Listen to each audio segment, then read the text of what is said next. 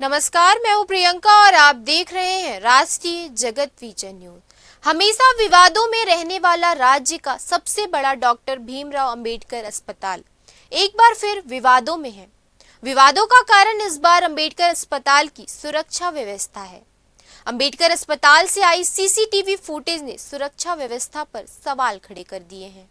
ये तस्वीरें हैं राजधानी रायपुर के सबसे बड़े सरकारी अस्पताल डॉक्टर भीमराव अंबेडकर अस्पताल की, जहां आईसीयू के बाहर परिजन गहरी नींद में सो रहे थे और इसी का फायदा उठाया एक शातिर चोर ने सभी के सामान पार कर दिया।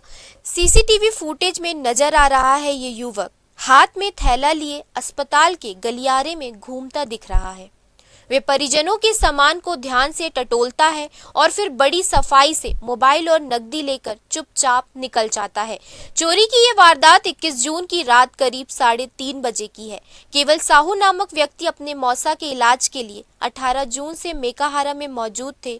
जब उनकी नींद खुली तो देखा पर्स और मोबाइल गायब है। लगभग 40,000 रुपए की नकदी और 3 मोबाइल फोन पर चोर हाथ साफ कर चुका था।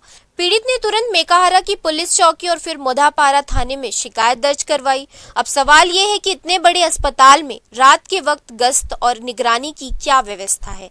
क्या हर कोई यूं ही भीतर घुस सकता है? और अगर सीसीटीवी कैमरे में चोर साफ दिख रहा है तो अब तक गिरफ्तारी क्यों नहीं? फिलहाल पुलिस मामले की जांच में जुटी है, लेकिन एक बार फिर राजधानी के सबसे बड़े अस्पताल की सुरक्षा पर सवाल खड़े हो गए हैं। फिलहाल इस खबर में इतना ही। देश प्रदेश की खबरों से अपडेटेड रहने के लिए हमारे चैनल को सब्सक्राइब करें। नए खबरों की नोटिफिकेशन के लिए बेल आइकॉन जरूर दबाएं। नमस्कार।